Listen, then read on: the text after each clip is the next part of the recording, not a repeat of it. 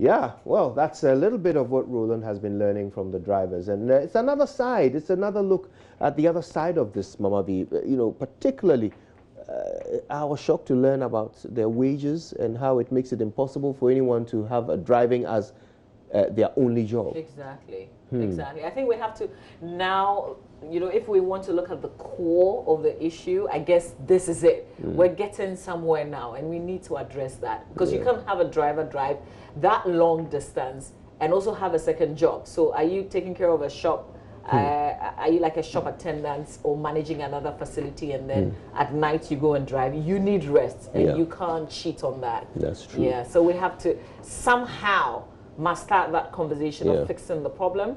This time, the attention, the focus is not just the road, because that's what we've done. What kind of road? Has it got indicators so that, you know, if you get there, because we've identified some spots, hot spots, danger spots.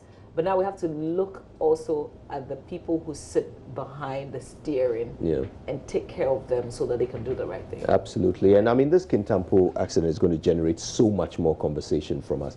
There are so many other aspects of this to discuss. We're hearing reports from the National Ambulance Service Director for that area that the Sprinter had fuel. They were carrying some container of fuel in the Sprinter. That would explain the fireball. Exactly. You know, and I mean, these are all issues we have to talk about. It's illegal to do this. I mean, Did you they can't go even through checkpoints before? And which filling station sold it to them? You know, because you are not allowed to put fuel into anything other than a vehicle at a filling station. You can't bring a gallon. It's not. It's all illegal. But we see it all the time. I Absolutely. see 1 gallon people get down to and buy fuel in a gallon. And they carry it on motorbikes. This is all deadly, dangerous stuff. And clearly, we've seen the impact of it in this accident. I think what is annoying is not the word. I don't want to use annoying. The fact that these issues come up only when there's an incident, when there's an accident. And in these days, we're not recording. Even if you lost one life, that would be big news. But recording greater numbers. We get to hear of these things. People are simply not doing their jobs. It's not right. Yeah. It's not right. Well, we have to talk about something that excites all of us every year in March. We celebrate Ghana. It's Ghana Month. Our feature today is from the Upper East town of Paga. You may have heard of its crocodile pond, where tourists can get to touch and even sit on those friendly crocodiles. But there's a lot more you may not be aware of as far as these crocodiles and the land of Paga are concerned. For instance, did you know that there are 2 of these ponds with hundreds of friendly crocodiles that tourists can visit in Paga? Well, here's our correspondent Albert with a lot more to learn in Ghana Month. Tourists come from all over the world to Paga, here in the Kasna Nankana West District of the Upper East region, to see these friendly crocodiles. Today, I have decided to be one of the tourists. This is the Zenga Crocodile Pond, one of the 2 ponds used as tourist sites here in Paga. It is a weekday, so I am the only visitor here at the moment. I meet Salifu Awewazem, the tour guide. We've got about 12 ponds in Paga here, which is this is Zenga Pond, and there's another one, Chief Pond. There's another 2 ponds at Pakabatuno, 2 ponds at Navio area, 1 pond at Saka, 1 pond at Pakachania, and another one at Nania, where the people come from. Also, there are about 5 ponds around Kajulu area. I purchased 2 chickens at 15 Ghana cedis each to be given as reward to the 2 crocodiles that will be called out of the pond. I see several crocodiles, some floating on the water, others lying about on the shores. The crocodile with which I can play and take photographs is called out of the water.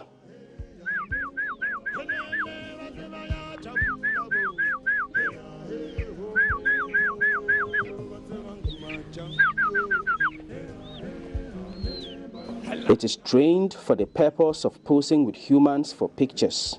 But guess what? I am told it is almost 100 years old. This crocodile is one of the biggest one and the most friendly crocodile in Paga here. He is one of the oldest and the most friendly crocodile in Paga here. How old?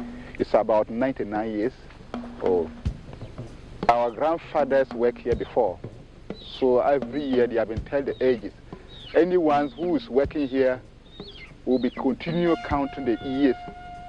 When for instance, if you had decided not to work here, the one who is going to represent me, I'm going to transfer the same information to that person. Yeah. To assure me that the crocodile is harmless, Salifo sits on its back to tell me the history of how these crocodiles came to be here in the land of Paga. Yeah, they are here because they saved the life of the founder of this town, who was a hunter. One day, this man went to the bush to hunt. All his water and food he took along with him got finished. And he was thirsty. Though he was thirsty, there was no way he could get water to drink. He sat under a tree when he saw one crocodile pass him. And he realized that crocodile don't stay anywhere apart from water. So he followed it gradually to when he entered a hole where there is water.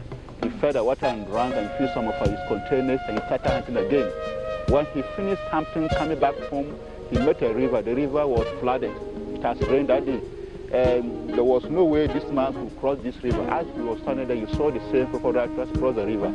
And those days, hunters do spoke of animals. This man spoke to it and he heard a crocodile tail and the crocodile pulled him across the river. When he came back home, he narrated all what has happened to his family members and they decided to consult the Sissoya. Because those crocodiles were wild, they were killing them, they were taking the meat of them, and crocodiles were also wild to human beings those days. And the CCA confirmed that you shouldn't attempt to kill a crocodile because the crocodile saved his life. And it happened that this man had a quarrel with his family members back at Burkina Faso, a village called Kampala. And he decided to look for a place to settle. He started from Burkina Faso, walked towards here. When he gets here, he says, Ayi Pagayu. In our language, it means my eye like this place. This is where you see Allah, this is where he settled. When he settled here for a few years later, he was hunting around. He met a small water line. He saw two crocodile lines in this water. He quickly went to the Sissoya again, and the Sissoya confirmed that the crocodile that saved his life for the past years come to stay with him. So he shouldn't make an attempt to kill any crocodile. He should rather protect them. From there, he vowed not to take the meat of it or killing it. From there, we also follow that tradition up to now. When they die, we bury them like the way we bury ourselves. And every year they have been reproducing. That is why there are not many in Paga here. When they are about to lay their eggs, they come to our houses where we dump the refuse, the bola. They dig under of them and lay their eggs or the sides of the river bank. It is my turn to sit on the crocodile. Okay, it's really rough and you can actually sit on it like a normal pet.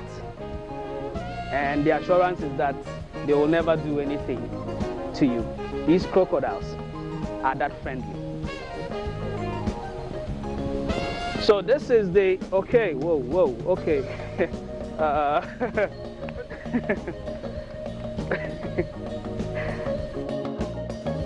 The crocodile is then given the chicken as a reward.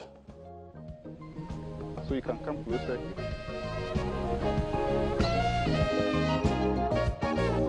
Come quickly. Don't worry.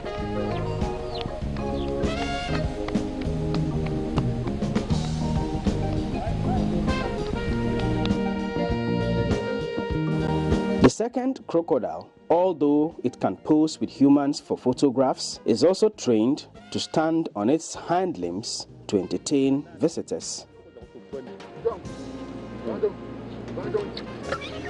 that one? Okay. When that one, jump out there. The other pond here in Paga is the Chief's Crocodile Pond. According to Isahaku Mahama, the tour guide here, this was the first ever crocodile pond in Paga. This is the Chief Crocodile Pond. It happens to be the main crocodile pond in the town. Even in Paga here, If you happen to be a stranger and you are coming to live here for some time, or you are passing by, you know about these crocodiles. Unlike the Zenga Pond, the Chief's Crocodile Pond is situated close to the road on the way into the Paga township and therefore tends to have more visitors. At the time of my visit for this report, it was afternoon already, and because it was also a weekday, no visitors were present at the time. Isahaku also gave me some interesting facts about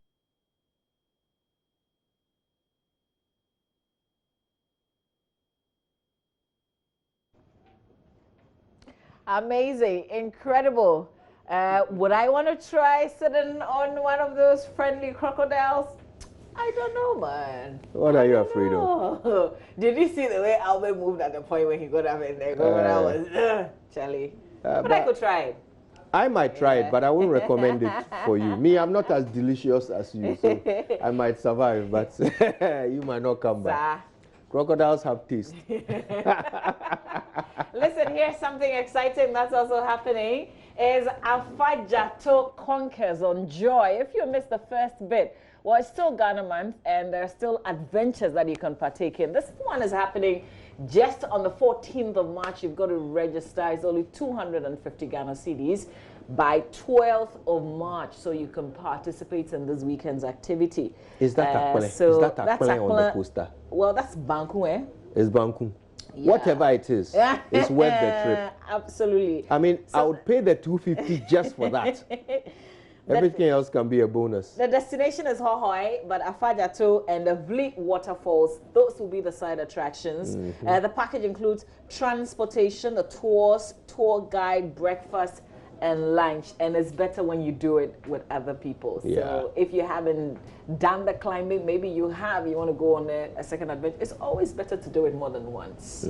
So please make sure you register. I was lucky enough to do this with the Ghana Grand. It was wonderful. You wonderful. had such fun on that tour. Yeah, so I recommend it. I absolutely recommend it. It's actually something that stays with you for a very, very long time. Just before I bring the showbiz, though, I have a special birthday dedication in Roland's voice. Happy birthday, Flora Benlu of the Ghana Immigration Service in Boko. Is coming from Mrs. Salifu Combat. To you, Flora Benlu of the Ghana Immigration Service in Boko. Enjoy your birthday. We've got show business with Becky coming up right here on the show.